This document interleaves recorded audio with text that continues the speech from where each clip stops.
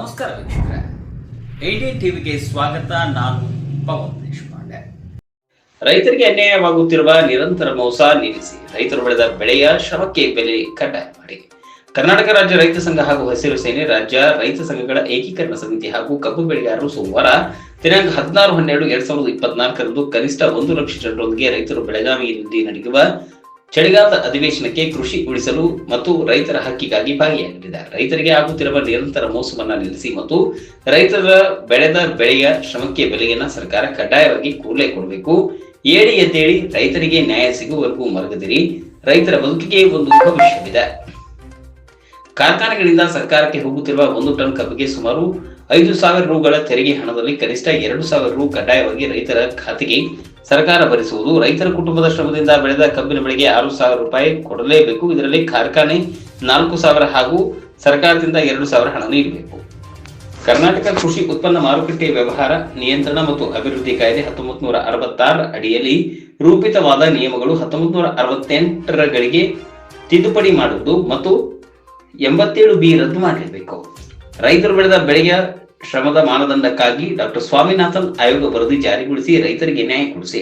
ರೈತ ವಿರೋಧಿ ಕಾನೂನುಗಳನ್ನು ಹಿಂಪಡೆಯುವುದು, ವಫ್ ಕಾಯ್ದೆ, ಭೂ ಸುಧಾರಣಾ ಕಾಯ್ದೆ ಪರಿಷ್ಕರಣೆ, ಭೂ ಸ್ವಾಧೀನ ಕಾಯ್ದೆ ತಿದ್ದುಪಡಿ, ಎಪಿಎಂಸಿ ಕಾಯ್ದೆಯನ್ನು ಸದೃಢಗೊಳಿಸುವುದು, ರೈತರ ಸಂಪೂರ್ಣ ಸಾಲ ಮನ್ನಾ ಮಾಡುವುದರ ಜೊತೆಗೆ ಸಾಲ ವಸೂಲಾತಿ ಪ್ರಕ್ರಿಯೆ ನಿಲ್ಲಿಸುವುದು ಹಾಗೂ ಪ್ರವಾಹ ಮತ್ತು ಬರ ಪರಿಹಾರ ಸಮರ್ಪಕವಾಗಿ ನೀಡುವುದು. ನಿರಂತರ 12 ಗಂಟೆಗಳ ಗ್ರಾಮೀಣ ಪ್ರದೇಶದಲ್ಲಿ ರೈತರಿಗೆ 3 ಫೇಸ್ ವಿದ್ಯುತ್, ರಾತ್ರಿ 12 ಗಂಟೆ ಸಿಂಗಲ್ ಫೇಸ್ ವಿದ್ಯುತ್ ಕಡ್ಡಾಯವಾಗಿ ಪೂರೈಸಬೇಕು. ರಾಜ್ಯದಲ್ಲಿ ಎಲ್ಲಾ ನೀರಾವರಿ ಯೋಜನೆಗಳನ್ನ ಪುನಶ್ಚೇತನಗೊಳಿಸುವುದರೊಂದಿಗೆ ಬಾಕಿ ಉಳಿದಿರುವ ಎಲ್ಲ ನೀರಾವರಿ ಯೋಜನೆಗಳನ್ನ ಜಾರಿಗೊಳಿಸುವುದು. 60 ವರ್ಷ ಮೇಲ್ಪಟ್ಟ ರೈತರಿಗೆ ಮಾಸಿಕ ಪಿಂಚಣಿ ಯೋಜನೆ ಜಾರಿಯಾಗಬೇಕು. ಕಬ್ಬು ಕಟಾವು ಮಾಡುವ ರೈತ ಕೂಲಿ ಕಾರ್ಮಿಕರಿಗೆ ಸರ್ಕಾರದ ರೈತ ಕಾರ್ಮಿಕ ಕಾರ್ಡ್ ನೀಡುವುದರೊಂದಿಗೆ ಎಲ್ಲಾ ರೀತಿಯ ಸವಲತ್ತುಗಳನ್ನ ಕಡ್ಡಾಯವಾಗಿ ನೀಡಬೇಕು.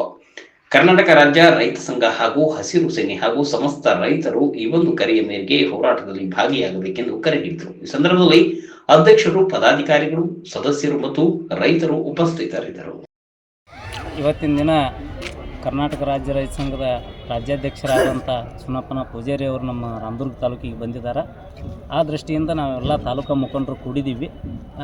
ರಾಮದುರ್ಗ ತಾಲೂಕಿನಿಂದ ಹೆಚ್ಚಿನ ಜನಸಂಖ್ಯೆ ಒಳಗೆ ನಮ್ಮ ರೈತರನ್ನ ಈ ಅಧಿವೇಶನ ಕರ್ಕೊಂಡು ಹೋಗ್ತೀವಿ. ಸರ್ಕಾರದ ಗಮನ ಸೆಳೆಯುವಂಥ ಕೆಲಸ ಮಾಡ್ತೀವಿ ಮತ್ತು ರೈತರ ಎಲ್ಲ ಬೇಡಿಕೆಗಳನ್ನು ಈಡೇರಿಸುವಂಗೆ ಒಂದು ಪ್ರಾಮಾಣಿಕ ಹೋರಾಟವನ್ನು ಮಾಡಿಸಲಾಗಿ ಮಾಡಿದ್ದೀವಿ ಅಂತ ಹೇಳ್ತಾರೆ.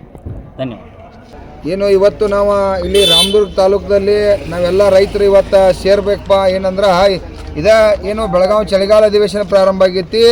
ಇದೇ ಡಿಸೆಂಬರ್ 16ನೇ ತಾರೀಕು ಕರ್ನಾಟಕ ರಾಜ್ಯ ರೈತ ಸಂಘ ಏಕೀಕರಣದಲ್ಲಿ 1 ಲಕ್ಷ ಜನ ಇವತ್ತು ನಾವು ಪ್ರತಿಭಟನೆಯಲ್ಲಿ ಸೇರ್ತಾ ಇದ್ದೀವಿ.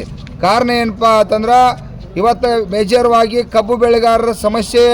ಇವತ್ತು ಕಾರ್ಖಾನೆಯವರ ಇವತ್ತು 2,800 3,000 ರೂಪಾಯಿ ಹಚ್ಚಿ ಕೊಡೋಕ್ಕಾಗೋಲ್ಲ ಅನ್ನುವಂಥದ್ದು ಹೇಳ್ಯಾರು.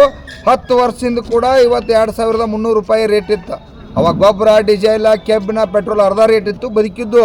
ಈಗ ರೇಟ್ ಡಬಲ್ ಆಗಬೇಕಾಗಿತ್ತು. ಅದಕ್ಕಾಗಿ 1 ಟನ್ ಕಬ್ಬಿಗೆ ಗೋರ್ಮೆಂಟಕ್ಕೆ 5,000 ರೂಪಾಯಿ ಪರ್ಚೇಸ್ ಟ್ಯಾಕ್ಸ್ ಹೋಗ್ತೈತೆ ಅಬಕಾರಿ ಇಲಾಖೆಯಿಂದ, ಇಲ್ಲ ಇತ್ನಾಲ್ದಿಂದ.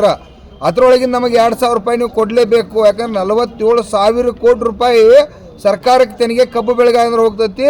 ಕಬ್ಬು ಶ್ರಮ ಪಡ್ತಕ್ಕಂಥ ರೈತರಿಗೆ 2,000 ಕೊಡಲೇಬೇಕಂತೇಳಿ ಹೋರಾಟ ಮಾಡತ್ತು. ಕರೆಂಟ್ ಇವತ್ತೇನು ಹಗಲಿ 7 ತಾಸು ಕೊಡತ್ತಾರೋ ಅದನ್ನು ಹಗಲಿ 12 ತಾಸು ಕೊಡಬೇಕು ಅನ್ನೋದು. ರೈತರ ಸಾಲ ಮನ್ನಾ, ಬರಗಾಲದ ಇವತ್ತು ಪರಿಹಾರ ಮತ್ತು ಬರಗಾಲ ಪ್ರವಾಹದ ಪರಿಹಾರನ ಸರಿಯಾಗಿ ಕೊಟ್ಟಿಲ್ಲ, ಅದನ್ನು ಕೂಡ ಸರಿಯಾಗಿ ಪರಿಹಾರ ಕೊಡಬೇಕು. ರೈತ ವಿರೋಧಿ ಕಾನೂನುಗಳನ್ನು ವಾಪಸ್ ಪಡಿಬೇಕು. ಸ್ವಾಮಿನಾಥನ್ ವರದಿ ಹೀಗೆ ಎಲ್ಲ ರಾಜ್ಯದಲ್ಲಿರ್ತಕ್ಕಂಥ ಎಲ್ಲ ನೀರಾವರಿ ಮಹದಾಯಿ ಹಿಡ್ಕೊಂಡು ಎಲ್ಲ ನೀರಾವರಿ ಯೋಜನೆಗಳನ್ನ ಜಾರಿಗೊಳಿಸಬೇಕು ಅನ್ನುವಂಥ ವಿಚಾರಕ್ಕೆ ಹೋರಾಟ ಮಾಡತ್ತು.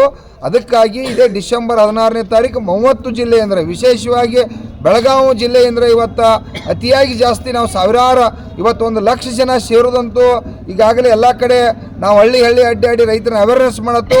1,000 ಟನ್ನ 500 ಟನ್ನ ಬೆಳೀತಕ್ಕಂಥ ರೈತರು ಕೂಡ ಸ್ವಾಭಿಮಾನದಿಂದ ನಾವೊಂದು ಕೃಷಿಯರ್ ಮಾಡ್ಕೊಂಬರ್ತು. ನಮ್ಮೆಲ್ಲ ಇವತ್ತು 1,000 ಟನ್ ಬೆಳೆದ್ರು ಕೂಡ ನಮ್ಮ ಕುಟುಂಬಗಳು ಬೀದಿ ಒಳಗೆ ಹೊಂಟದವು, ನಾವು ಸಾಲಗಾರ ಆಗಂತು ಅನ್ನೋಂಥ ವಿಚಾರಕ್ಕೆ ಬಂದರು. 1 ಲಕ್ಷ ಜನ ಸೇರ್ತೀವಿ. ರಾಜ್ಯದ ಮುಖ್ಯಮಂತ್ರಿ ಇದನ್ನು ಗಂಭೀರವಾಗಿ ರೈತರನ್ನ ಗೌರವಿಸಿ ಏನು ಕಬ್ಬು ಬೆಳೆಗಾರ ತೆರಿಗೆ ಹಣದ ರೊಕ್ಕ ಕೇಳತ್ತು. ಇವತ್ತು 1 ಟನ್ನಿಗೆ 5,000 ಹೋಗತಿ, ಅದರೊಳಗೆ 2,000 ಕೊಡಲೇಬೇಕಾದ್ರೆ ಸರ್ಕಾರಕ್ಕೆ ಒತ್ತಾಯ ಮಾಡ್ತಾ ಇದ್ದೀವಿ.